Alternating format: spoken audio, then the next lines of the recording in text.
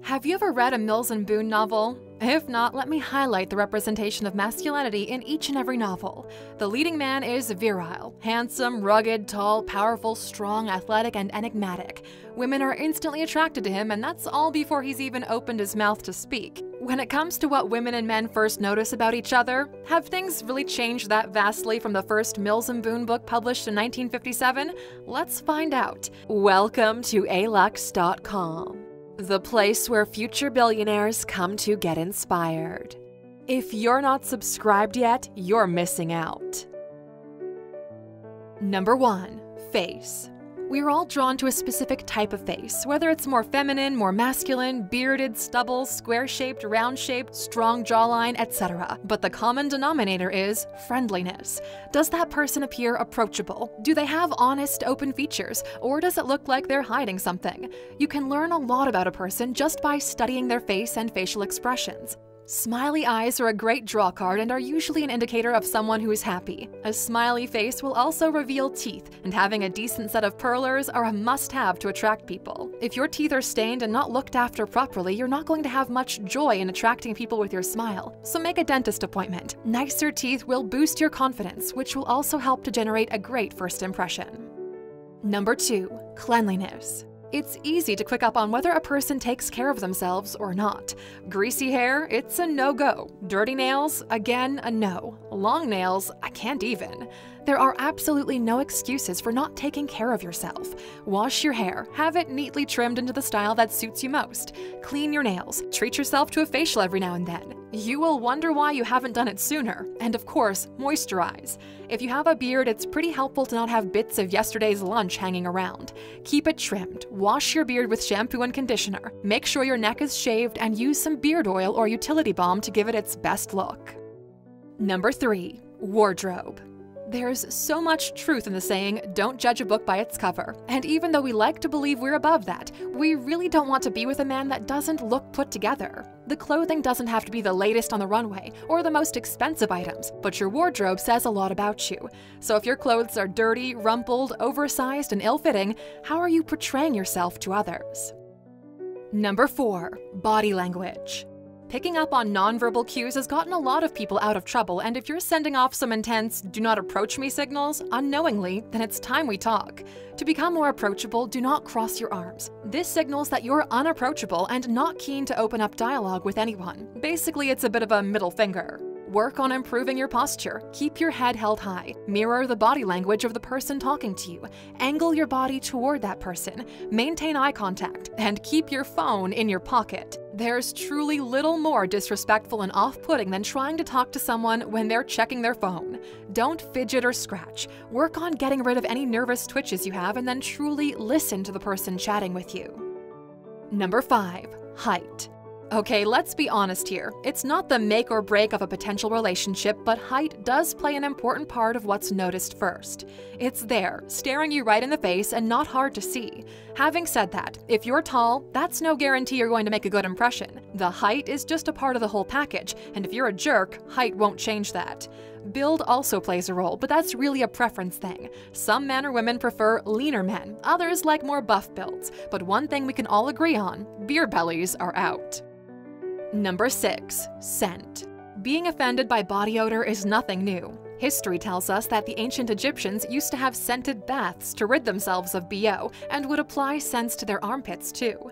So, if your sweaty armpits smell like stinky cheese, chances are your first impression is ruined. And the same goes for applying too much scent. If you smell like you've just walked through the department store and had several sales assistants spray you with their wares, you're going to emit a "do not come hither" vibe. Your scent needs to be subtle, suit your personality, and make you feel good when you wear it. Ask your friends their opinions and find out which one works best for you.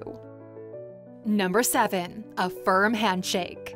Women definitely notice the way a man shakes her hand. When introduced, if the man shakes her hand limply like a wet fish, the chances of the handshake growing into anything more than that are slim to none. A firm handshake conveys trust, confidence, and that you see the other person as an equal. And for goodness sake, do not, we beg you, do not place your other hand over her hand when shaking it. It's a bit creepy and conveys an entirely different meaning than trust and confidence. And guys, don't think we've forgotten about the package down below. That's coming up soon. Number 8. Voice. Extensive studies have been done to find out what the perfect voice should sound like, and the answer is unanimous. Deep, melodic voices are first prize. The moment we open our mouths, we are perceived in a certain way because of the tone, pitch, and melody. A high-pitched voice doesn't do much in terms of drawing people in, and is definitely not great for dirty talk. But it's not the end of the world if your voice betrays you. Vocal coaches can do amazing things for your voice. Give it a few sessions, and you'll be whispering into someone's ear in no time. And while we're on the topic of voices, language is also noticed. Swearing is okay, but using it for every second word is just not going to win you any points. Sure, use the occasional expletive when appropriate, but F-bombing every sentence will have your newfound audience disappearing as quickly as they arrived. Number 9. Manners and kindness. It's clear to see how the person you've just met treats those around him. Is he well-mannered, mindful, kind? Watching how he treats the people around him and compare that to how he treats the staff or the help where you're meeting will be a good indication of how he'll be, always. And if you'd like to up your game, make sure to watch our video, 15 Life Hacks for the Modern Gentleman. Number 10. Where you meet the person. The person you meet volunteering at an animal shelter and the person you meet on a wild night out might have completely different personalities. But that's not to say that a person who has a bit of a wild night doesn't volunteer at animal shelters. However, the location of where you meet someone can also give a lot of information about them. Unless, of course, they're doing charity work as a penance for breaking the law. In that case, you're better off meeting someone at a bar. Number 11. Shoes. Guys, we promised we wouldn't forget the package down below, and we didn't. Shoes. Shoes can be a make or break when it comes to a first impression. A put-together outfit teamed up with the right shoes completes the look and says you know how to dress. Old, dirty, scuffed shoes speak volumes too. Poor, unkempt, doesn't care, doesn't value oneself, and those are not the kind of shoes that men or women want lying at the foot of their bed. Number 12. A sense of humor. There's a fine line between class clown and someone who can display humor at the right time. A sense of humor doesn't just mean the ability to crack a joke with a great punchline, but also the ability to see the funny side of life. If, for example, a drink spilled all over the person you're meeting and it happens to be red wine, is his first reaction to blow a fuse and become all grumpy and petulant? Or does he reassure you that he definitely looks better in red? That sort of humor goes a long way and is an essential life skill. It boosts your mental and physical health, makes you more attractive, and shows that you have good leadership skills.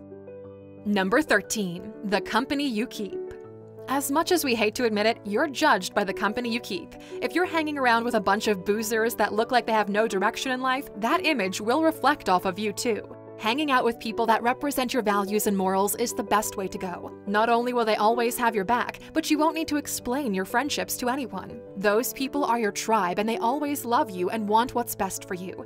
It's better to be alone than with the wrong crowd, because when you're with the wrong crowd, you'll be judged by that crowd and it's so easily avoidable.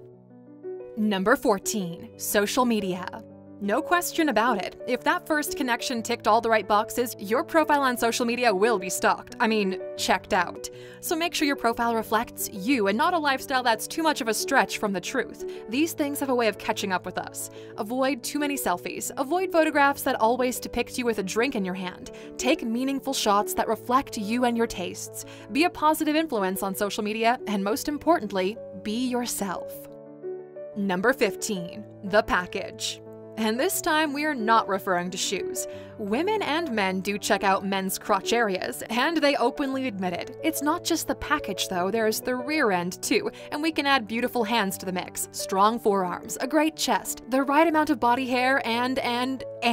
You see, there are so many things that women and men first notice in men on their first encounter. Everybody's different, we all have our own preferences. Just love and respect yourself enough to take great care of yourself, and everything else will fall into place. Here's a question for you, A-Luxers. What is one of the first things you notice about men when you first meet them? Let us know in the comments. And for sticking with us until the end, here's your bonus. So, what if you meet someone and you're keen to figure out if they're wealthy or not?